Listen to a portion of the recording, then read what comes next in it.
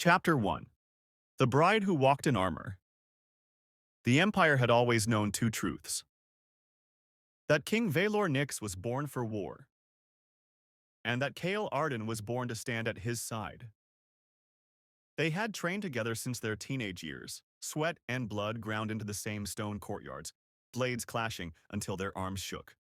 Vaelor had been the prince then, sharp-eyed, quiet, already terrifying in the way he learned too fast and never forgot. Kael had been the finance minister's son, taller, louder, laughing in the face of bruises and authority alike. They were opposites only on the surface. Vaelor ruled by instinct and silence. Kael ruled by teeth and sarcasm. And yet, when Vaelor's shadow moved, Kael was already there. By the time Vaelor ascended the throne as an Enigma Warlord King, the Empire had learned a third truth. If you wanted to reach the king, you would have to go through Kael Ardyn. Kael became the Empire's youngest vanguard commander by 22. He was brilliant, ruthless, reckless, and completely unafraid of his king. He called Vaelor Your Majesty only in court. Everywhere else it was Nyx, said with a crooked grin and a tone that suggested challenge rather than reverence. You're scowling again, Kael would say, kicking his boots up on the war table. If you glare any harder, the map might surrender. Ministers paled. Generals stiffened. Vaelor only watched him with that unreadable gaze, and then, inevitably, the corner of his mouth would lift. Get down, the king would say mildly. Kael never did. The court called Kael insolent. Vaelor called him mine, never allowed, never where others could hear. Not yet. The assassination attempt happened on a winter night. The palace corridors were quiet. Too quiet. Kael sensed it before the blade ever appeared. He moved without thinking.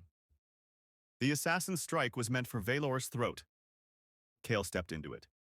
Steel met flesh. Blood soaked his armor. The pain was blinding, white-hot, tearing through his neck and shoulder where his scent gland lay hidden beneath muscle and bone. Vaelor's scream shook the palace. Enigmas were dangerous when threatened. Enigmas were monsters when their chosen was hurt. The assassin never made it out alive. Kael did, but something vital was lost. His pheromones never returned. The healers called it irreversible. The nobles called it tragic. The court whispered a crueler word. Defective. Kael laughed in their faces. So? He shrugged, bandaged and exhausted. I still swing a blade better than all of you. Vaelor never left his bedside. For days the king barely slept, his scent thick in the chamber, curling around Kael like a living thing. Kael had been too fevered to question why he felt calmer when Vaelor was near, steadier when that dark, grounding presence pressed close. Vaelor fed him, watched him, guarded him like a war prize. From that night on, something shifted. The king's gaze followed Kael everywhere, and Kael, defective or not, remained the Empire's sharpest weapon. The marriage talks came a year later. The Empire needed stability, an heir, a queen, or a consort worthy of the throne. The ministers proposed the obvious solution: Kael Ardyn, the finance minister's Omega daughter. Beautiful, elegant, untouched by war. Perfect. Kael scoffed when he heard. She'd eat you alive, he told Vaelor bluntly, and not in a fun way. Vaelor only hummed, fingers steepled, eyes dark. She would not survive this court, the king said. Kael didn't notice how carefully Vaelor avoided saying, I will not marry her. Plans moved forward anyway. The Empire prepared for a wedding. Kael grew quieter by the day, and Vaelor watched Kael more closely than ever. The day of the wedding dawned flawless. White banners, gold silk, a ceremony fit for history, and no bride. Panic erupted like fire in dry grass. The finance minister went pale. Ministers whispered furiously. To stand the emperor up, to leave the king waiting at the altar was an insult that could end bloodlines. Kael was gone. Run away. No note, no trace. Desperation turned toward Kael. They begged him. His parents, the court, the empire itself. Just stand in. Just today. Just until Kael stared at them in disbelief. You want me, he said slowly, to marry the king. Silence. Vaelor did not speak, but his gaze burned. Cornered by duty, by guilt, by love for his sister, Kael agreed. Veiled, dressed, stripped of choice. A soldier forced into silk. When Kael walked down the aisle, the court froze. Shock rippled through the crowd like a struck nerve. Whispers, gasps, horror. Everyone stared at the defective alpha standing where an Omega should be. Everyone except the king. Vaelor. Nyx looked at Kael like he had just been handed the world. Not surprise. Not anger. Satisfaction. When the truth broke, when the news of Alira's escape reached the hall, Vaelor only smiled and raised his hand. Proceed. In that moment, standing beneath the vaulted ceiling with a crown-bound Enigma watching him like prey and prize both, Kael finally understood. This marriage had never been meant for his sister. It had always been meant for him. Chapter 2. The King Who Courts Like a Predator. Kael Ardyn expected many things after the wedding. Cold distance, awkward formality, perhaps quiet pity, thinly veiled, politely cruel. After all, he was defective. An alpha without pheromones was an insult to nature itself, and Kael had worn that label like armor. He had walked into the marriage prepared to endure, to survive, to accept whatever scraps of dignity the king might offer him out of duty. What he did not expect was devotion.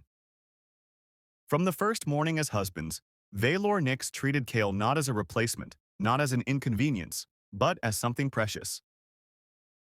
Something claimed, something cherished. The court watched closely. So did the palace staff. They noticed how the king's gaze followed Kael through halls and war rooms alike, dark, intent, unblinking.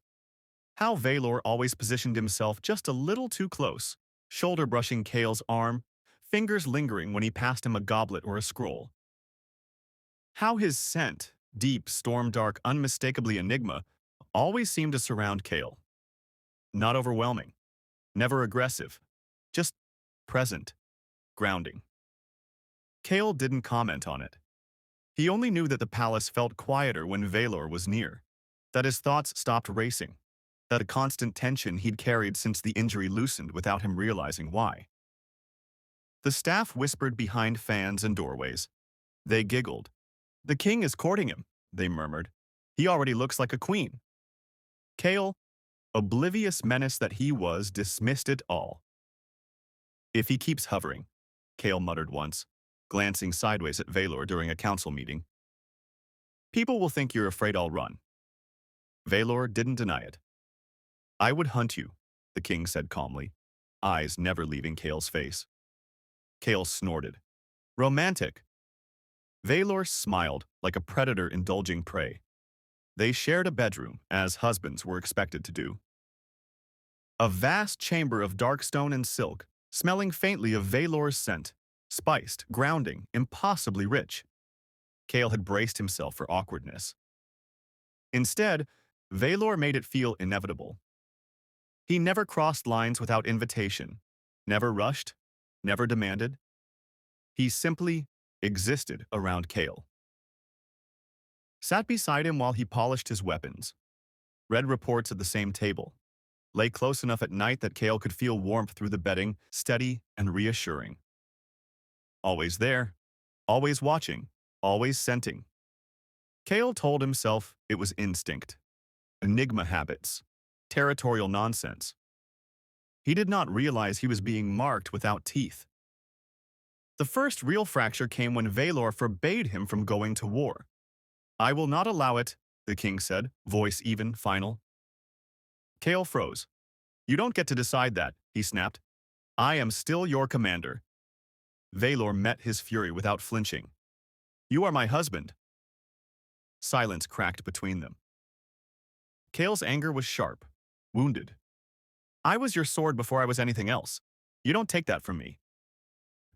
Vaelor stood, slow and deliberate, closing the distance between them. I am not taking your strength, he said quietly. I am protecting it. Kael laughed bitterly. From what? Me? From losing you again? Vaelor did not say. Instead, he reached out, not to restrain, not to dominate, but to cup Kael's jaw, thumb resting warm against his pulse. You nearly died once, Vaelor murmured. I will not watch it happen twice. Kael shook him off, stormed away, furious. Vaelor let him. That night, the king followed him to bed without a word, his scent heavier than usual, wrapping around Kael like a living presence. Kael's anger dulled despite himself, exhaustion sinking into his bones. By morning, Vaelor spoke again, soft, careful. You may train them, he said, shape them, command them, but I will not gamble your life on the battlefield. Kael wanted to argue. Instead, he found himself nodding. Later he would wonder why it felt like agreeing had been inevitable. Vaelor watched Kael's health like a hawk. Meals were adjusted, training hours monitored, healers summoned at the slightest sign of fatigue. Kael complained loudly. You're going to smother me. Vaelor only answered, good. And then pressed Kael into his chest, scenting him slowly, deeply, until Kael's protests faded into reluctant calm. The king was dominant, but never cruel. Possessive, but never careless. Every touch grounded Kael. Every closeness steadied him. Kael still believed he held control. That he was the one with the sharper tongue, the freer will. He did not see the truth unfolding around him. That Vaelor Nyx was not courting like a lover, but like a predator who had already chosen his mate. Slowly, patiently, lovingly, claiming him without Kael ever realizing he was being claimed at all. Chapter 3, marked where the blade once cut. Time changed them. Not loudly, not all at once. But in the way stone yields to water, slow, patient, unavoidable. Months passed after the wedding, and Kael Ardyn found himself laughing more often than he had in years. Arguing too, loudly, passionately, without restraint. Their days were filled with sharp banter and clashing wills, their nights quieter, warmer, threaded with something unspoken but ever present. They fought like equals.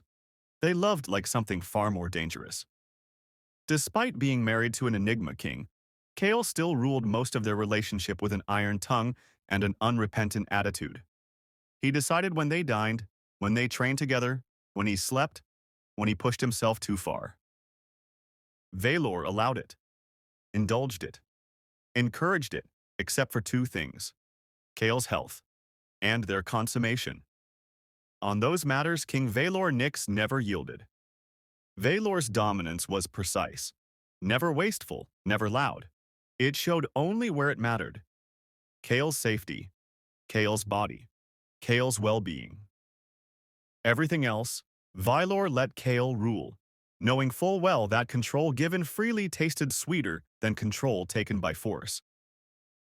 Kael did not notice how often Vaelor touched him at the throat, where the blade had once struck. How his thumb lingered there, warm and grounding, as if guarding something fragile, as if remembering. The fever struck 2 months into their marriage. Kael dismissed it at first. Training injury, exhaustion, nothing more. He had always ignored pain, always pushed through. Vaelor did not. By nightfall, Kael was burning, trembling beneath layers of blankets, his body struggling against something deeper than illness. The damaged scent gland throbbed like a reopened wound. Vaelor stayed. He dismissed healers, locked the doors, filled the room with his presence. With his scent. It was heavier that night, dark, intoxicating, pressing into Kael's senses until the world blurred. Kael drifted in and out of consciousness, aware only of strong hands holding him steady, a voice murmuring low, promises he would never quite remember waking. That night, instinct overruled patience. Vaelor claimed him, not hurried, not brutal, but inevitable. When Vaelor's teeth sank into Kael's neck, right over the scar where steel had once torn him open, the bond sealed with finality. a permanent mark. The Enigma's scent flooded Kael completely, overwhelming, consuming, rewriting something deep inside him. When dawn came, Kael slept like the dead, and Vaelor did not move. The change began almost immediately. Kael woke days later feeling different, stronger, steadier. The constant edge of exhaustion dulled. His senses sharpened, not painfully but richly, as though the world had gained depth again. The ache at his scent gland eased, then faded entirely. His pheromones, long absent, returned. Not the same as before. They were deeper now, warmer, altered by Enigma influence, threaded unmistakably with Vaelor's presence. The healers called it a miracle. Kael called it coincidence. Vaelor said nothing. After that night, things shifted irrevocably. Vaelor's scent was always on Kael, layered deliberately, reapplied constantly, as if the king could not bear even the faintest dilution. Hands on Kael's waist, in public, a palm at the nape of his neck when he grew agitated. Quiet embraces that lasted just a second too long. Kael found himself calmer without knowing why. More pliant in Vaelor's arms. More willing to rest, to listen, to yield, only a little. He did not know the truth. That Vaelor's scent was not merely comfort. It was addiction. A carefully controlled dosage meant only for his mate, one that soothed Kael's nerves, strengthened his body, repaired what had been broken, and bound him tighter with every breath. Vaelor knew exactly what he was doing, and he had no intention of stopping. Their consummation became regular after that. Frequent, necessary. Enigma instincts demanded closeness, skin, scent, presence. Vaelor needed Kael near him, needed to feel him breathe, needed to bury his face in Kael's neck and remind the world who Kael belonged to. Kael grumbled about it, complained loudly. Yet he never truly resisted. Some part of him, new, instinctive, dangerous, wanted it too, wanted Vaelor's weight, his scent, his quiet, terrifying devotion. Kael still believed he was in control, still believed he could walk away if he wished. He did not realize he had been claimed twice already, once by teeth, once by love sharp enough to heal what the blade had broken. And King Vaelor Nyx, holding his mate close night after night, knew with absolute certainty Kael Ardyn would never leave him. Not now. Not ever. Chapter 4. The Truth at 6 months. Within nearly 1 year of their marriage, Kael Ardyn discovered he was pregnant on an ordinary morning. No battlefield omen, no prophetic dream. Just a healer going pale, a goblet slipping from trembling fingers, and the sudden, unbearable silence that followed. Then joy. The palace erupted. The empire celebrated as if it had already won another war. The court crier announced it by noon. Bells rang across the capital. Silk banners were unfurled, wine flowed freely, and prayers of gratitude echoed through temples. The king's consort was with child, an heir. Kael watched it all from the dais beside Vaelor, stunned and faintly amused by the absurdity of it. He, once called defective, broken, lesser, was now the bearer of the empire's future. His father, Minister Ardyn, stood frozen at first. For years, he had looked at Kael in court robes and crown-gilded silk, and still seen his son, the reckless alpha who had returned home bruised and bloodied from training yards. Now, he saw something else. A queen. And when the truth struck, that the child growing within Kael was his grandchild, the man broke. His hands shook. His voice cracked when he bowed. My king, he whispered, eyes shining. My queen. Kael rolled his eyes. Don't start crying in public. It's embarrassing. His father laughed through tears. Vaelor's hand tightened possessively around Kael's waist. From that day on, Kael was never alone. Healers rotated constantly, monitoring everything from his appetite to his sleep. Maids hovered, fluffed cushions, adjusted blankets, scolded him gently whenever he tried to overexert himself. Vaelor was worse. He attended every examination, memorized every instruction, personally adjusted Kael's meals, his training schedule, even the temperature of their chambers. If Kael frowned, Vaelor noticed. If Kael breathed differently, Vaelor reacted. At first, Kael protested. Then, slowly, he stopped. For the first time in his life, Kael allowed himself to rest without guilt. He lounged instead of trained, slept instead of strategized, let himself be pampered, indulged, spoiled. And Vaelor watched him like a dragon guarding treasure. Territorial, devoted, relentless. It was at 6 months that the truth came out. Not by accident. Vaelor never allowed accidents. Kael found it buried in old correspondence, sealed documents that should never have existed, a pattern, a timeline that did not add up. The missing bride. The sudden agreement. The king's calm that day at the altar. When Kael confronted him, Vaelor did not deny it. They stood alone in the moonlit solar. Kael's hands clenched, heart racing too fast. "You planned it," Kael said hoarsely. "All of it." "Yes." No hesitation, no excuse. "You let my sister run." "Yes." "You wanted me there." Vaelor stepped closer, eyes dark with something fierce and reverent. "I chose you long before the Empire did." The words landed like a blow. Vaelor spoke then, quietly, steadily, of training yards soaked in sweat and blood, of a loud alpha boy who laughed too easily and fought too hard, of devotion that had rooted itself deep and never left. "I loved you before I had the right," Vaelor said, "before I had a crown, before I was allowed to want anything." He confessed how he had watched Kael bleed for him, nearly die for him, and how that night had shattered any illusion of restraint. "I would not change a single thing," Vaelor finished softly. "Not even now." The deal with Elira had been simple, clean, a win-win. She escaped a political cage. He claimed his mate. Kael's fury exploded. He shouted, accused, trembled with betrayal and heartbreak.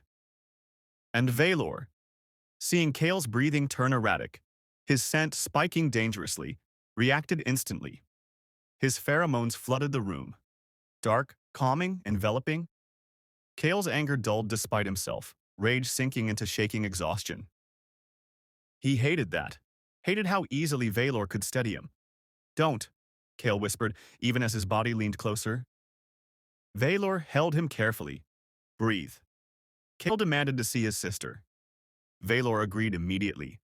When Elira arrived days later, she was radiant, glowing, loved. She entered the chamber with a confident stride. No fear, no regret, an infant cradled against her chest. At her side stood Queen Seraphine, the neighboring kingdom's alpha ruler, one hand protective at Elira's back. Kael stared, then laughed weakly. "You look disgustingly happy." Elira smiled. "So do you." They embraced, long and fierce, months of separation dissolving into warmth and familiarity. Later, when they sat together, Elira finally told him everything. She had loved Seraphine for years, in secret, in fear. When the marriage proposal came, Vaelor had seen it instantly. Her dread, her longing. "He offered me freedom," Elira said softly, "and he offered himself the truth of his heart." She looked at Kael then, eyes gentle. "I saw how much he loved you long before you did." Kael closed his eyes. In that moment, watching his sister with her wife and child, his anger finally unraveled. Vaelor had given them both what the Empire never would have. Choice. Love. A future worth fighting for. And when Kael reached for Vaelor later that night, silent, exhausted, still aching, Vaelor held him like something sacred. Obsessive, territorial, unapologetic. Chapter 5, The Empire's Most Dangerous Family. Elira stayed, not as a guest, not as a princess from another kingdom, but as a sister. She took over Kael's care with a ferocity that startled even the palace staff. correcting healers, scolding maids, hovering near Kael's bed like a watchful guardian. She fed him personally when nausea struck, braided his hair when his hands trembled, and slept nearby on the worst nights when pain twisted his rest. Kael complained constantly. "You're worse than my husband," he muttered once. Elira smiled sweetly. "Learned from the best."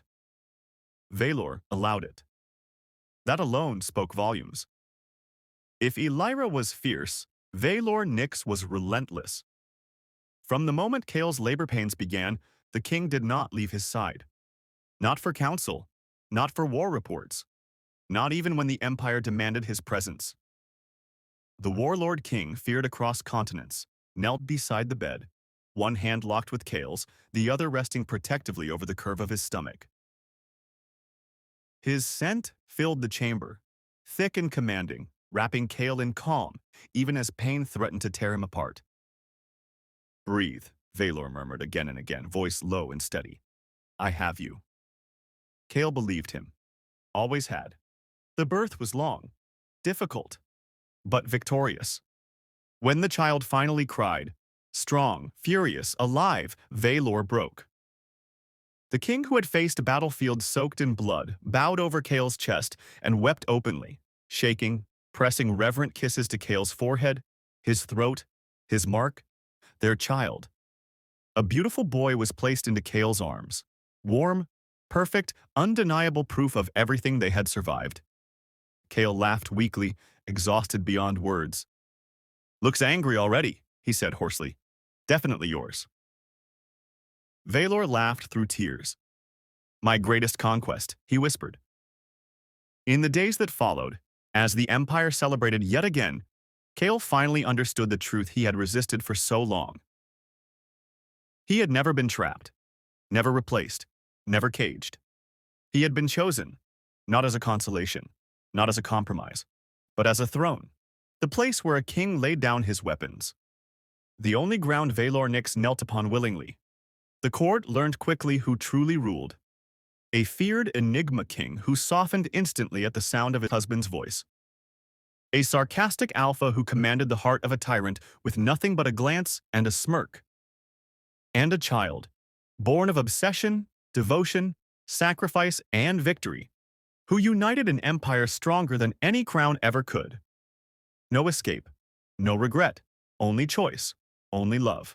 Only a bond sealed in blood, scent, and will, permanent, unbreakable, and fiercely wanted. And for the first time in his life, Kael Ardyn slept without armor, safe in the arms of the most dangerous man in the world, who would burn the Empire to ash before ever letting him go.